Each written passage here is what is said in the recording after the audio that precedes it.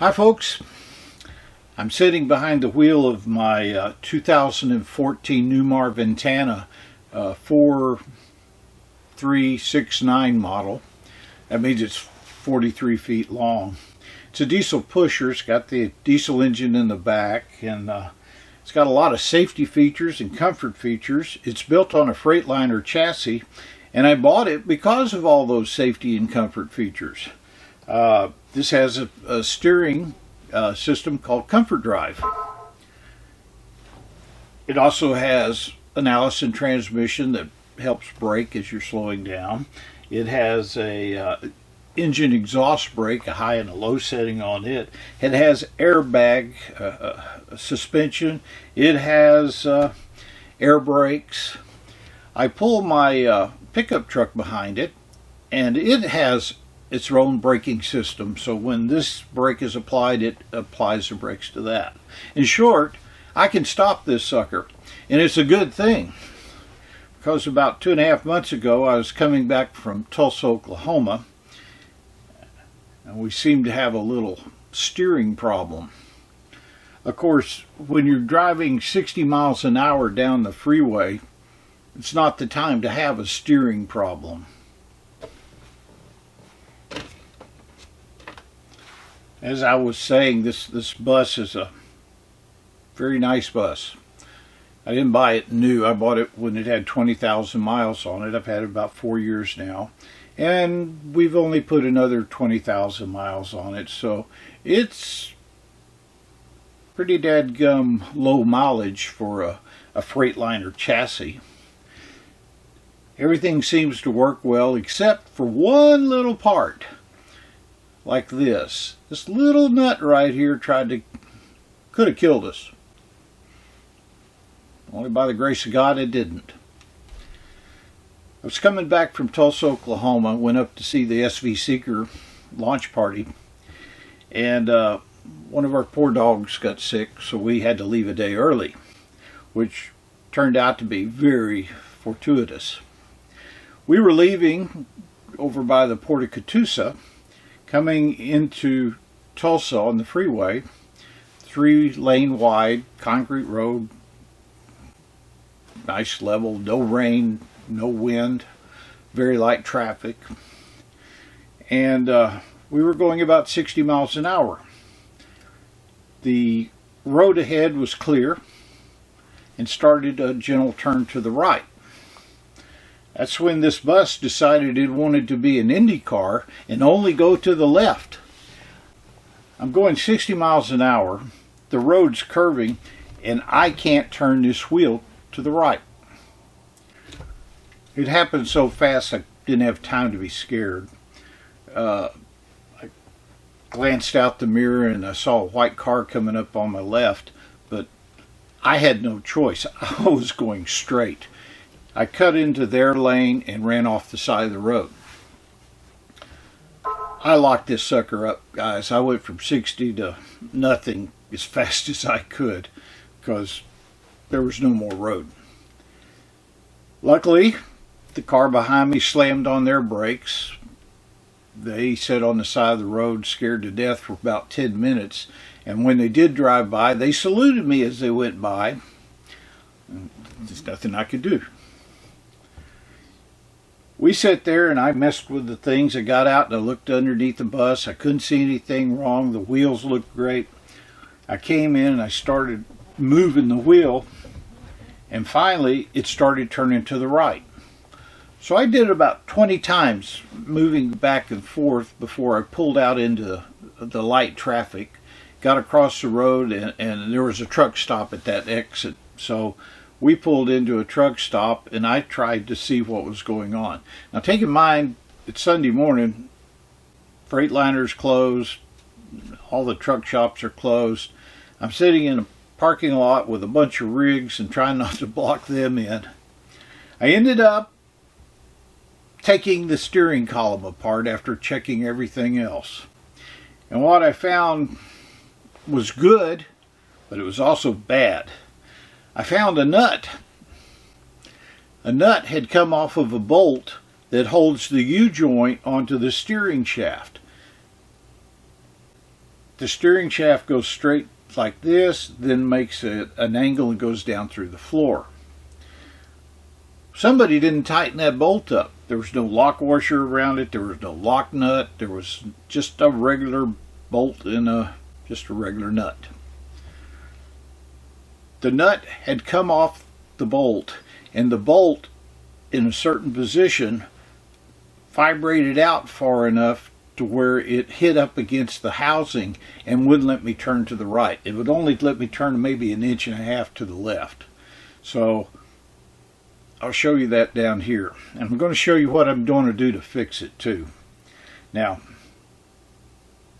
I didn't want to make this video, but I figured you guys need to be checking your rigs too. You can't see where I'm going to show you unless you take off the steering wheel covers. And if you own one of these buses, I highly suggest you do so. It may make your life a little easier someday. The problem is I'm a big guy and I got to get down underneath there, and there's not a lot of room for camera gear, so I'm going to take care of it myself. I have a machine shop. I could make that U-joint if I wanted to, but I just need a way to make the bolt and nut stay there. And when I'm through, I'm going to make an inspection port in the cover of this steering column so that I can always check to make sure what I did is there. It involves this lock nut. It's got a nylon lock inside it. And I'm going to put some Permatex sealer on the other nut. I'm going to basically double nut this bolt. I'm going to use the factory bolt that came with it, the factory nut that unscrewed, put that on there, Loctite it, and then put this one on and Loctite it. And the reason I'm doing that, sure, I could drill a hole in the nut and put a pin through it, but I don't want to really mess with the engineering of that joint. All I'm doing is adding a nut that stops the other nut from coming loose.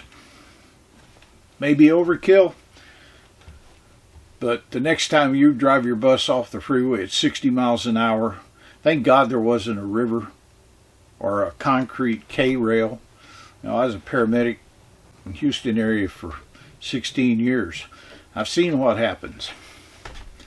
Glad it wasn't me. So, this may be long-winded, but this is my story, and I think you should hear it. Let's fix it. You know, we're kind of lucky that nothing bad happened. We got it stopped in time, but hate to never have to see these guys again. I got some more to put on there. I told my son there that we knew what caused this, but he didn't listen, so now he's got 4 kids. This is the back of the bus. Laundry and master bathrooms back in the back. This is a midship bathroom. It's nice. Newmar did a nice job on this. The upholstery's having a hard time, as you can see. So if you buy one, you better check, especially if you get a used one, because your seats and stuff will start deteriorating and falling apart. We've already replaced the recliner stuff that was in here. It's hard to find one for an RV that'll fit in here, but we did. Now these are the caps that go over, or the covers I'd say, that go over the steering column. This is what's on the lower part. That comfort drive system, I think, is covered by that. So as you can see, there's no way to check that bolt. There will be when I'm through though.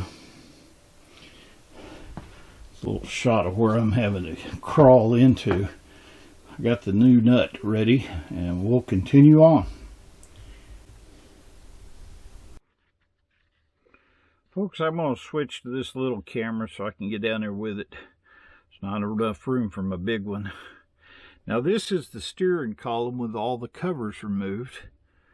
I've left it that way so I could check it for a while. But now my wife wants it covered up, so I've got to fix this. That, I think, is part of the comfort drive system. That big silver box.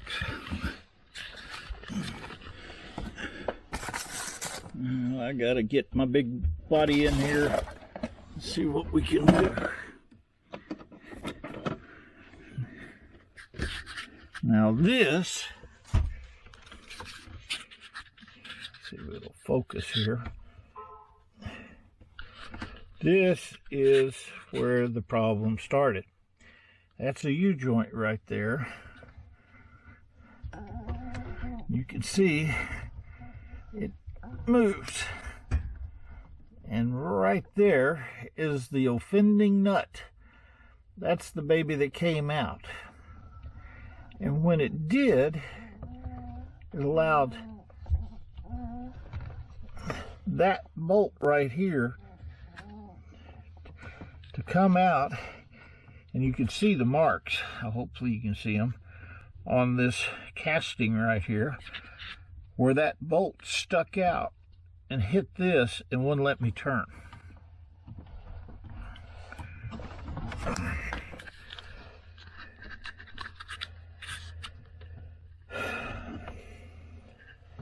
So my job is to make that where it never comes out again.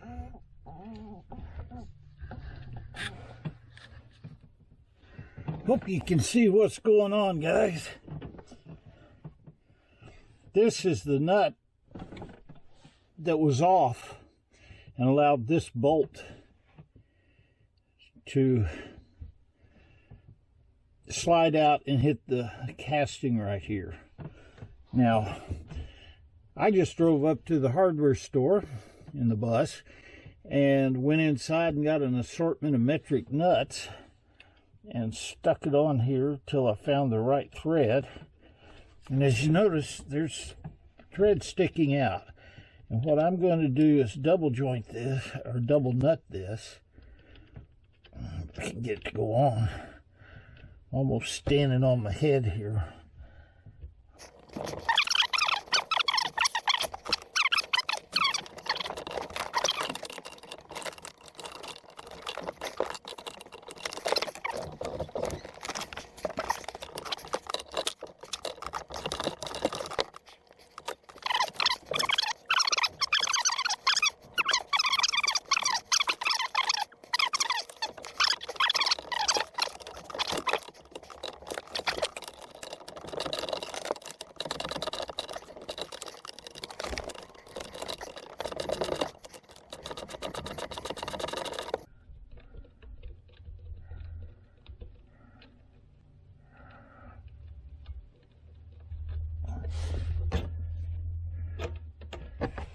There we go.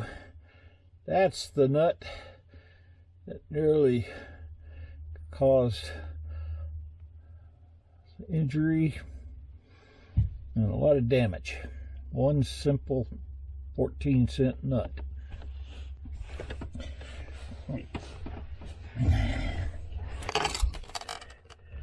This, I'll turn it this way.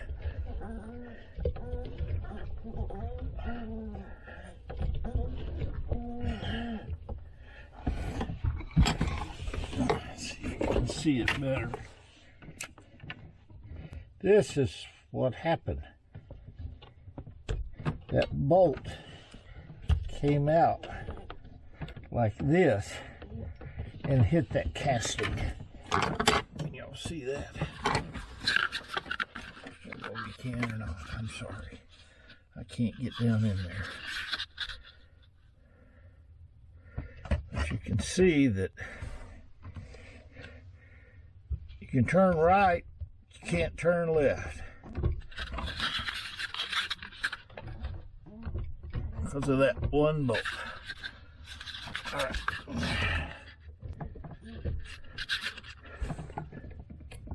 Try it right here. You push that bolt back in.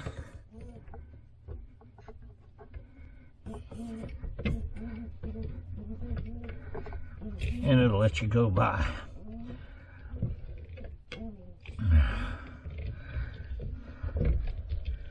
Like I said, it's an easy fix. If you're a little guy, it's even easier. All right.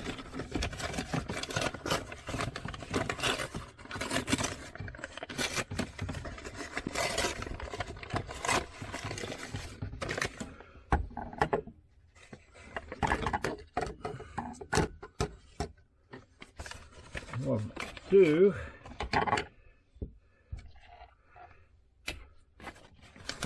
all the parts you need out of the way.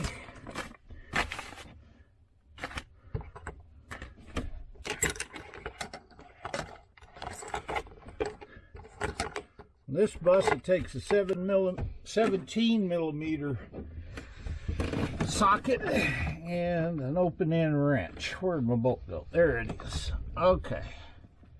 So what I'm going to do is put some thread locker on that bolt. Run that other thread. So what I'm going to do is put some thread locker on this bolt.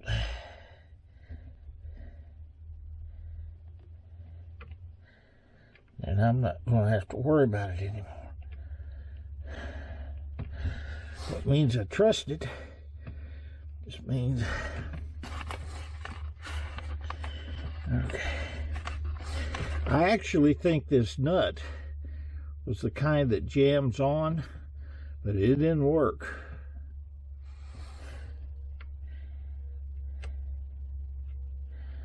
And I don't see any damage to the threads, so I feel that it's going to be okay to reuse it.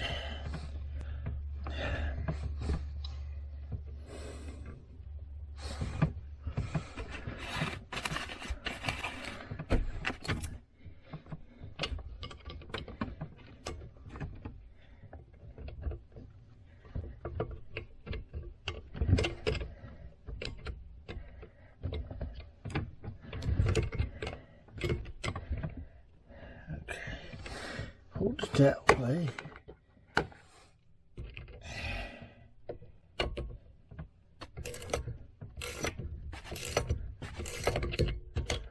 Now,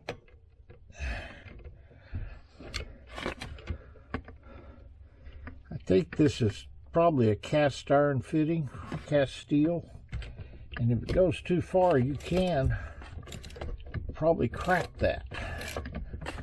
So,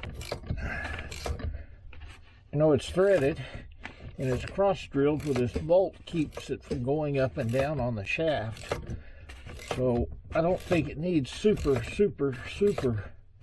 tightening, because you could crack that U-joint.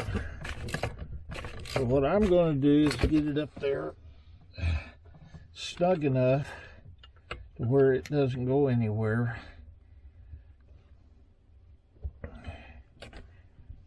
As soon as my arm recovers.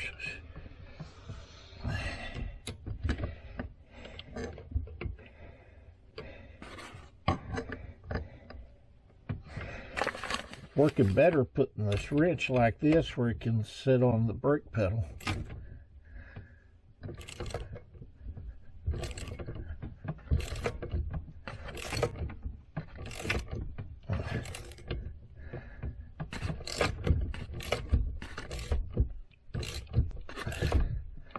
Okay,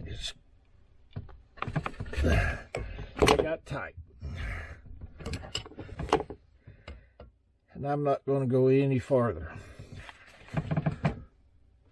What I'm going to do is put some thread locker on this part of it. I think you got to use heat to get this off. Oh, my back's going to need some heat.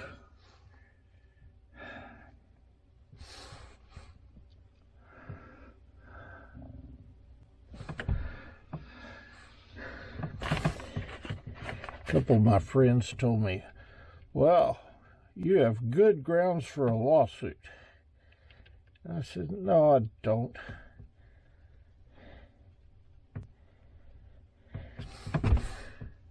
Didn't have a lot of damage. Most of the damage was to my underwear.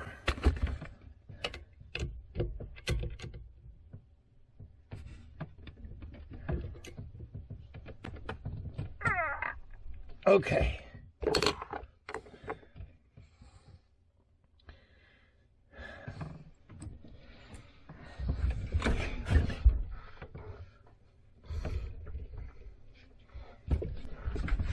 Now we want to check and make sure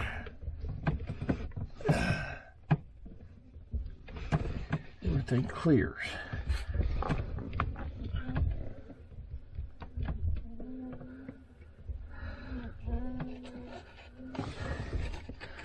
And I tell you folks, that is a little bit too close for my liking.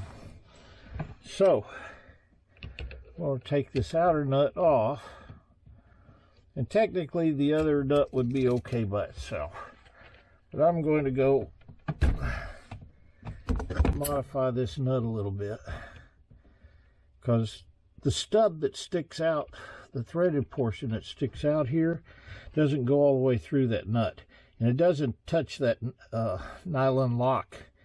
So what I'm going to do is just go grind all that off flat, make this a little thinner, so it gives a little more clearance here. It doesn't hit, probably got a 1/16 of an inch, but I want more than that. I'll be back. There's a little close-up of that lock nut. Like I say, that white piece in there, plastic piece that locks onto the threads, well, the stub of that bolt doesn't come out far enough to get to there, so I'm just going to grind off that area, make it a little thinner, and then Loctite it. A double nut Loctite, it should never come off. And I'm just going to use my little belt sander. You can use a grinder if you want to, but this makes it work pretty good.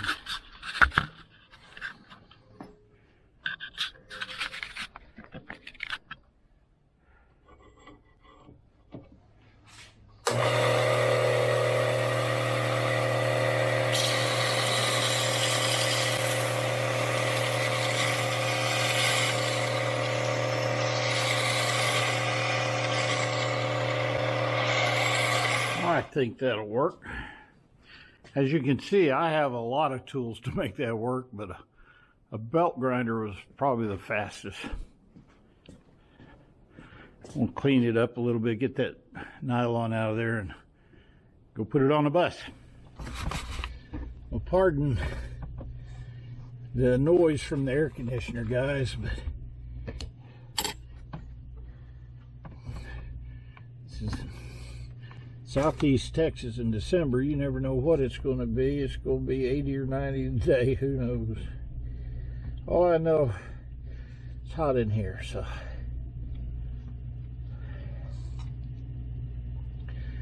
going back to some Loctite. See how I reduced the thickness of this nut?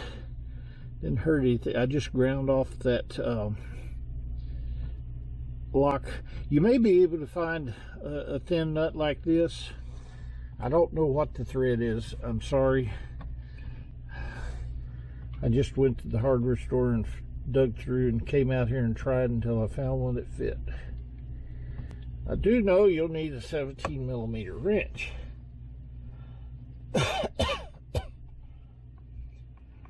Now I ground this on one side. I didn't grind it on the other, so that makes it to where I didn't mess with the threads at all.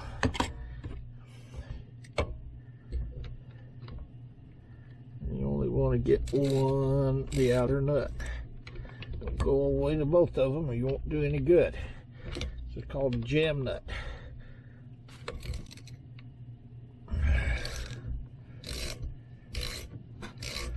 I got one nut on there tightened and lock threaded. I put lock thread on that one. And now I tighten that nut up against that nut. It doesn't put any additional strain on the bolt or the threads. It just locks that, and so that is an assembly should be able to stay there forever. Let's see what we get on the clearance now.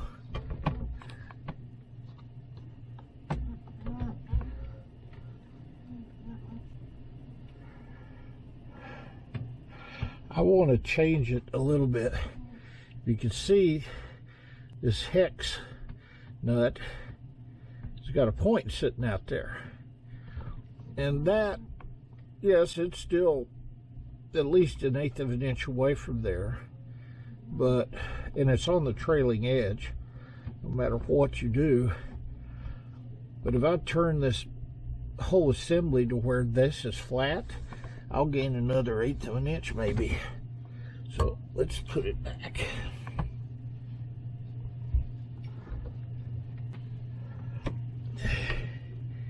I'm going to turn the whole thing because I'm not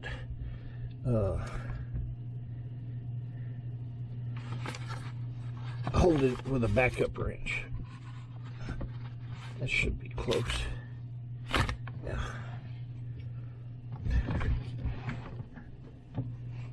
Yeah, I got plenty of clearance. All right. Well, I thought about it a little bit at lunch, and I was kind of thinking that maybe that nut could be a little bit thinner and give me more clearance there. Not that if that ever comes off. So I thinned it down, put some more Loctite on it, and I'm confident that ain't coming off unless somebody makes it come off. Okay, folks, I brought you into my shop to finish the last part of this. Like I said, this covers the bottom part of my steering column. This covers that motor that's on the side. And the bolt that I want to be able to inspect is right here. And I can't see it because the floor is about right here. So I need to put a window in here so I can inspect that just for peace of mind. So I went to my local hardware store and started wandering around looking for what I could do to make that work. And frankly, the cheapest, easiest thing was this $1.09 single gang metal blank. And what I'm going to do is I'm going to install this right here. They didn't have any chrome ones, but I'm going to paint this black and I think it'll be fine. And just about anybody could put one of these on. You know, I've got a big shop so I can use whatever I want, but I'm just going to keep it simple. I went and I measured the bolt, the screw size. It turns out it is a 6x32. These are handy if you don't have one. So what I'm going to do is use a small die grinder, take the screws out of this,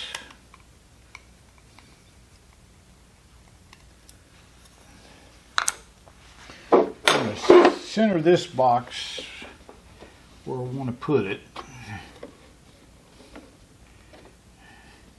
And, you know, there's nothing really to measure here. I'm just kind of eyeballing it. I think that looks good. You'll never see this when I'm through. And now I'm going to use a drill. This is a number 36 drill.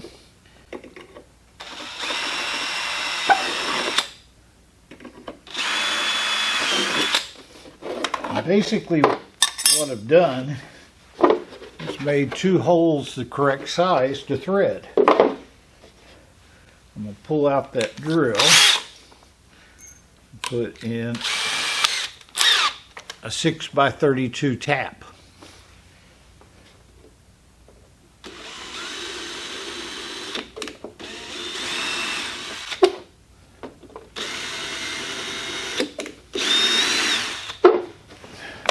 There's really never going to be any pressure, so I don't really expect those to ever pull out of there. So now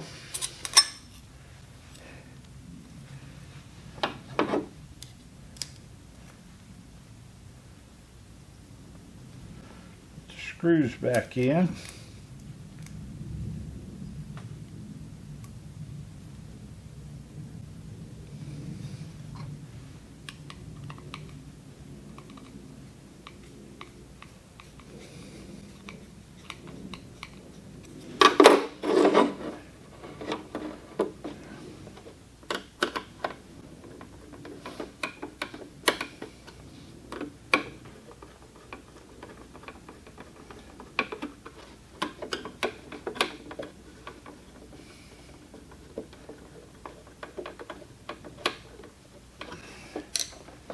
now I've got a cover and I can cut a big hole. So what I'm going to do, I'm just going to take a utility knife and kind of make a little score line beside here. And that be deep just so you can see it. Take off the cover.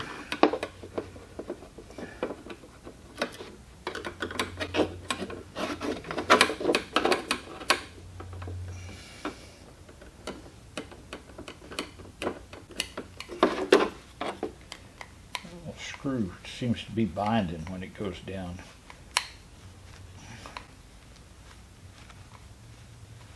There, free it up.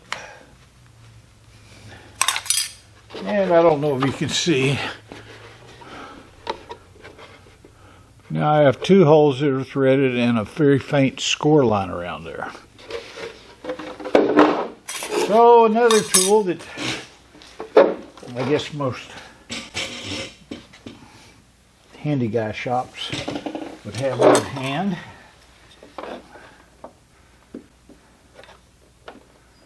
Gonna hold that up there, come in 1/4 of an inch, another line.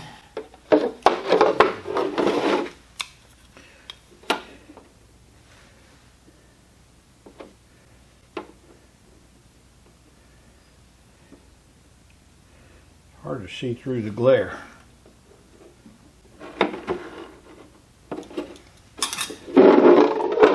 Don't need a lot, so what I'm going to do is I'm going to come about 1/4 inch higher than that screw and come across, and 1/4 inch lower than that screw and come across. That's going to leave me a hole I can cut out. Now, I don't know if this will work. This is just a Milwaukee's hand die grinder. You have a Dremel tool, it's the same thing.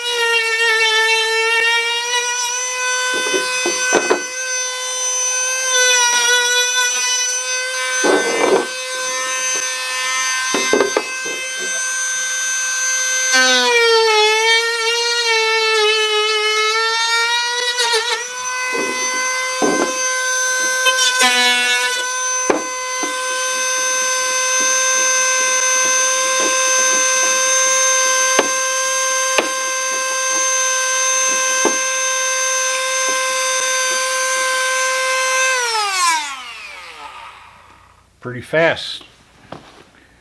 Get a file or something.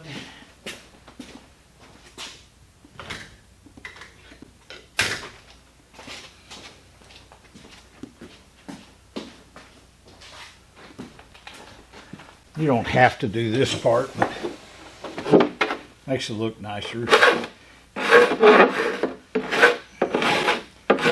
And if for some reason you want to stick your hand in there, you won't cut yourself.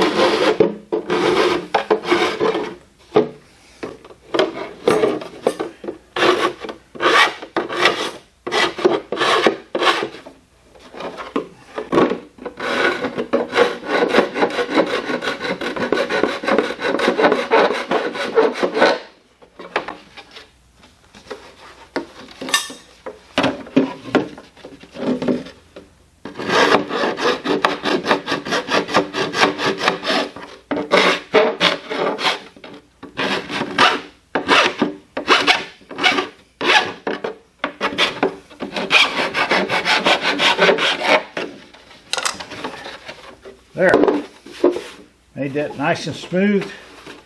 Even if you don't need it to be smooth, somebody that buys it from you might appreciate that. Now,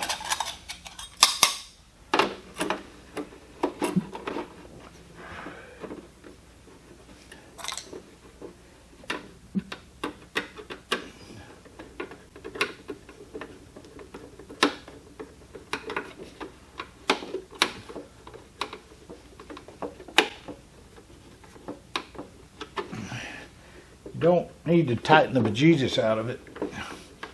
Just enough to keep it in place. You have a nice cover. I'm going to paint that black. You can see through in here. Screws are coming through. Hold it in place. Shouldn't rattle. Little kids can't get their fingers in it. You know how they like to play around the driver's station. So I'm going to paint that black and then go reassemble it.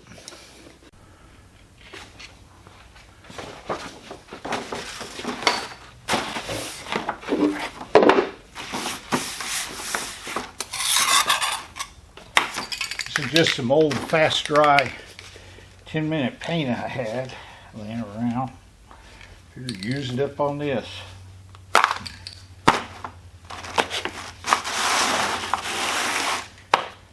And another little tip, the caps make a great little stand to keep things on. Now this stuff has one problem. You can apply multiple thin coats, wait 1 minute between each coat. Dries in 10 minutes or less, handle in an hour. You have to put on more coats if you walk off and forget it within 4 hours, or wait 24 hours on this one. If you don't wait, it'll crinkle the dang paint. So you got to kind of stick with it.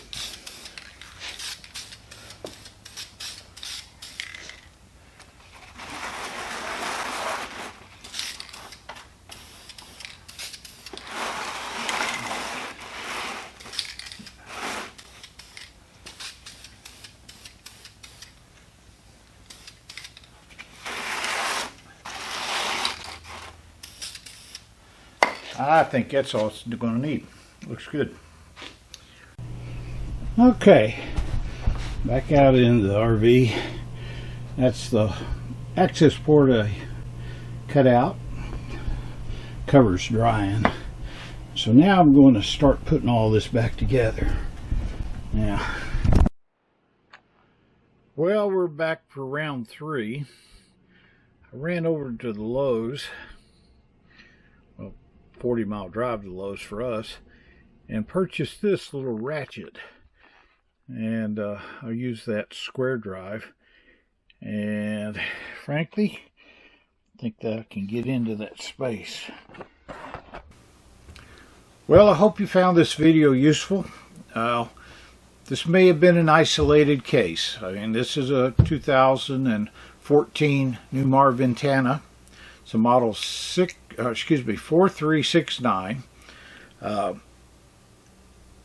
don't know if they're all built this way. It's on a Freightliner chassis, and that one little nut could have cost us our lives, or somebody else.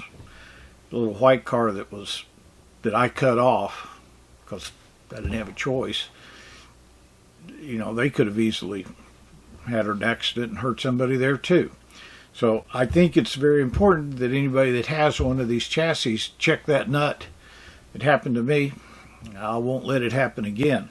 I put an inspection port in mine so I can see that nut, and I'll probably check it pretty regularly.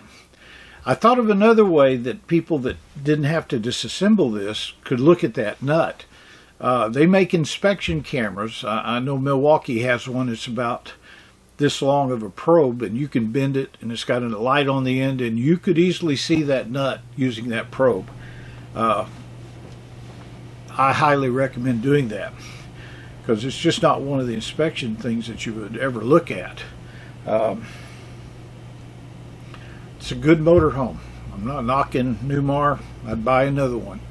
It's just, it happens. You guys be safe out there. Thanks for watching. And stick around. You may like machining too. I'll get you hooked on that.